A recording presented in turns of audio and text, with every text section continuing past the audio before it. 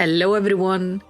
With patch 6.4 we are getting a new Unreal, and this time it is Containment Bay Set 1T9, or more easily to say, Zurvan. And as this huge and angry centaur-like being plans to fight us weekly for the next few months, so we can try to bribe the Foxy and Idleshare, let's take this time to take a look back at his lore. Like Sophia and Sephiroth, the ultimates from the past two patches, Zurvan is part of the Warring Triad, and their story dates back all the way to the Third Astral Era. The Elegant Empire was at its height and attempting to expand across the three great continents, but they had one problem: the land of Malisity.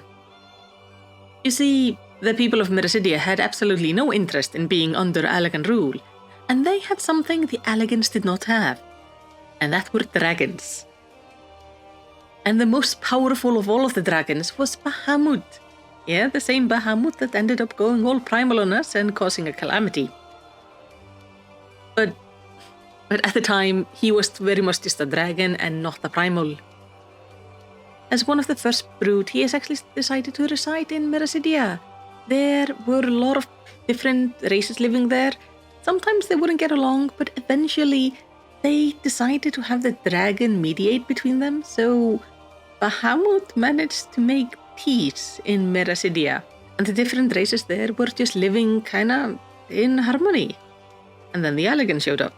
But having dragons to defend your land meant the Elegants were not doing so well in taking over Malisity. But these were the Elegants. They're quite inventive, so they simply decided to become stronger themselves. And one of the things they used to do is make chimeras. Just these kind of mixed together beasts they would use for battle.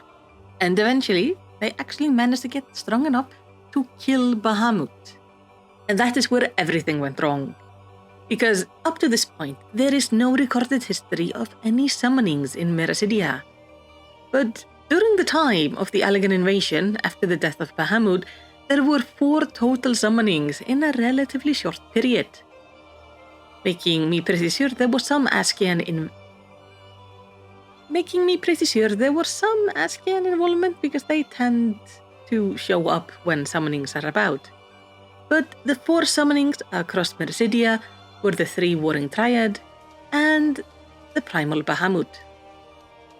But this time we're simply going to focus on a rather intimidating looking Zurvan. One of the races of Malisity were a group of centaurs, and these were the ones who ended up summoning Zurvan in. They called him in with a fervent prayer of defending the land, and as Primal's personality is both based on the sort of lore and also the desire of those who summon them in, well, Zurvan became hell of a foe.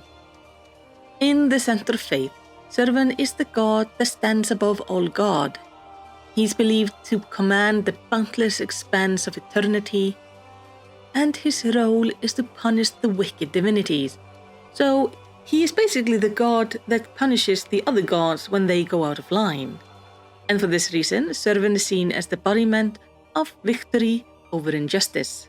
But even with this all-powerful being, they couldn't defeat the Elegants.